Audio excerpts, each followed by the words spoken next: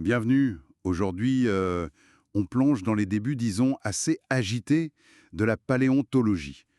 On va s'appuyer sur des sources comme Dinosaures et compagnie, et on va voir comment cette science est née entre des découvertes absolument géniales et des rivalités personnelles assez incroyables, hein.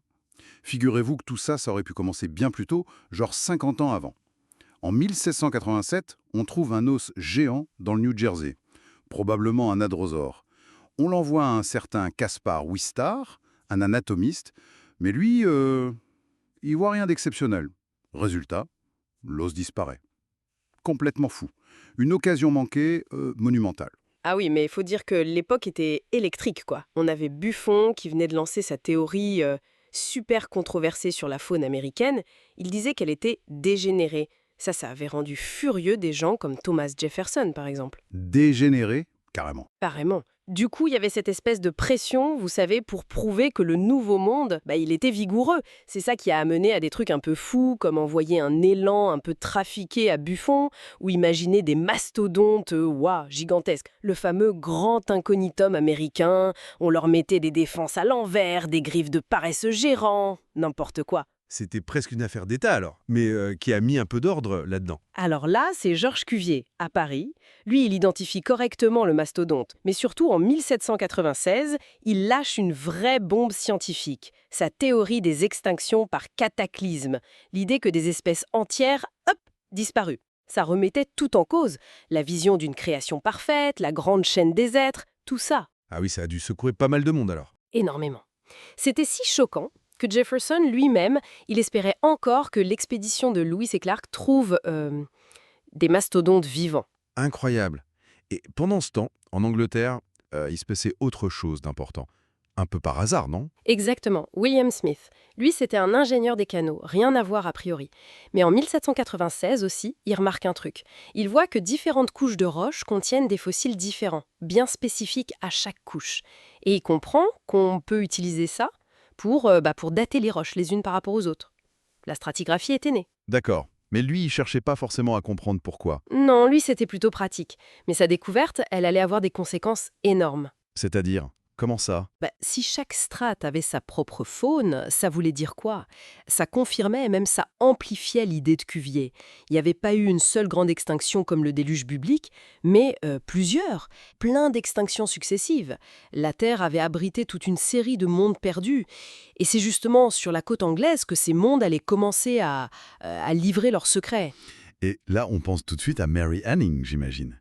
Une figure fascinante. Ah, Mary Anning, absolument. Très jeune, issue d'un milieu modeste, à Lyme Regis, elle avait un œil, un talent incroyable pour trouver et dégager des fossiles. Des trucs exceptionnels. Ichthyosaurus, Plesiosaurus et même un Pterodactylus. Des découvertes majeures, vraiment. Mais elle n'a pas eu la reconnaissance qu'elle méritait, c'est ça? Pas vraiment, non. Étant femme et issue d'une classe populaire, à l'époque, très peu de reconnaissance scientifique et financière encore moins. C'est une vraie injustice quand on pense à tout ce qu'elle a apporté. Et il y avait d'autres passionnés qui cherchaient en Angleterre à ce moment-là? Oui, bien sûr. Prenez Gideon Mantell, par exemple, un médecin de campagne passionné de fossiles. En 1822, c'est sa femme, Marianne, qui trouve une dent.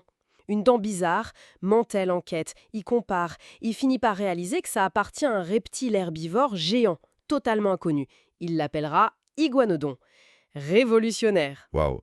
Mais il me semble qu'il s'est fait un peu griller la priorité, non? Ça a dû être terrible pour lui. Oui, coup dur. C'est le révérend Buckland qui publie la description du mégalosaurus, juste avant lui, et qui récolte un peu les lauriers. Mantell est très déçu, forcément, mais il lâche pas l'affaire, il découvre ensuite l'iguanodon. Mais sa passion le dévore, il néglige son cabinet médical, il s'endette lourdement, sa famille finit par le quitter. La science, ça peut avoir un coût personnel immense. C'est à ce moment-là qu'arrive Richard Owen, personnage clé mais assez controversé si j'ai bien compris. Exactement. Owen, c'était un anatomiste brillantissime, vraiment. Mais froid, calculateur, et disons pas très regardant sur les moyens. C'est lui qui, en 1841, va regrouper toutes ces nouvelles créatures étranges, Mégalosaurus, Iguanodon, Ilaosaurus, sous un seul terme. Un terme qui va faire date. Dinosauria. Les lézards terribles. Voilà. Une contribution majeure, indéniablement. Mais l'homme était aussi capable de plagier sans vergogne et de détruire méthodiquement ses rivaux. Et il s'en est pris à Mantel, justement. Ah oui, Owen a mené une véritable vendetta contre Mantel, surtout après que Mantel ait eu un grave accident de calèche qui l'a laissé handicapé. Owen s'est acharné. Il a minimisé ses découvertes. Il a fait rejeter ses articles scientifiques. C'était d'une cruauté assez incroyable. C'est terrible. Mantel, complètement brisé, finit par se suicider en 1852. Et le pire du pire, si on peut dire, c'est Owen lui-même qui écrit la nécrologie de Mantel. Anonyme, bien sûr, et totalement dénigrante. C'est Et glaçant. difficile à imaginer.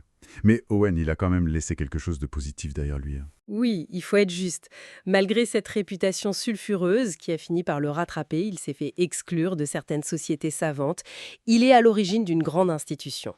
C'est lui le grand moteur derrière la création du Muséum d'histoire naturelle de Londres, à South Kensington. Un lieu magnifique, ouvert à tous. Ça, c'est son héritage indéniable. D'accord. Mais vous parliez de rivalité féroce.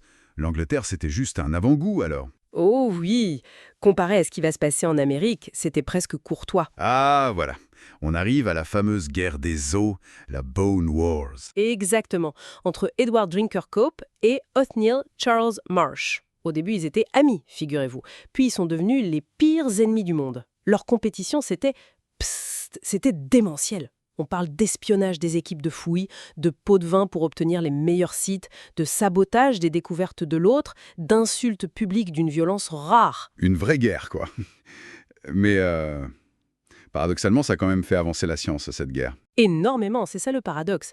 Cette compétition acharnée, presque haineuse, a conduit à une explosion des découvertes. En quelques années, on est passé d'une petite poignée d'espèces de dinosaures connus à près de 150. Stegosaurus, Triceratops, Brontosaurus, Diplodocus, tous ces noms célèbres, beaucoup datent de cette époque frénétique. Incroyable. Mais j'imagine que ça a dû être un sacré bazar aussi. Ça oui. Le revers de la médaille, c'était un chaos taxonomique total. Il décrivait les espèces à toute vitesse, souvent à partir de quelques os fragmentaires. Une même créature pouvait recevoir 5, 10, parfois même 20 noms différents. L'Uintatherium, par exemple, a été découvert et nommé 22 fois. Imaginez le travail pour démêler tout ça après. Le cauchemar des paléontologues suivants. Et comment ils ont fini, ces deux rivaux acharnés? Eh bien, des destins très différents.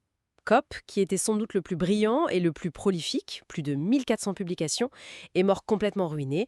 Marsh, lui, plus méthodique, mieux organisé et peut-être mieux connecté, est mort riche, directeur du prestigieux musée Peabody à l'université de Yale. Et il y a cette histoire étrange avec le squelette de Cope, non? Oui. Dans son testament, Cope a demandé que son propre squelette devienne le spécimen type de l'espèce Homo sapiens. Une dernière tentative de laisser sa marque.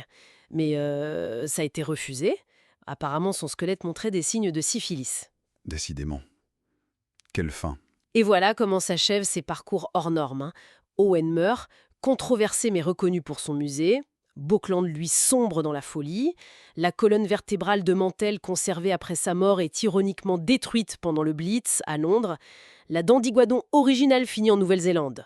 À la fin du 19e siècle, on se retrouve avec des montagnes d'os de dinosaures, c'est vrai, mais aussi une confusion énorme. Et surtout, personne n'a la moindre idée de l'âge réel de ces créatures. Le terrain est prêt pour la prochaine grande révolution, la découverte de la radioactivité et les méthodes de datation absolue, avec Rutherford au début du XXe siècle. Surdimensionné, c'est le moins qu'on puisse dire. Tout à fait. Et ça laisse songeur, non ? Comment l'ambition personnelle la plus dévorante, parfois même l'animosité pure et simple entre chercheurs, a-t-elle pu, paradoxalement, être un tel moteur de découverte ? Ça pose vraiment la question de la nature humaine, avec ses grandeurs et ses petitesses, au cœur même de cette quête de savoir objectif. Fascinant, quoi.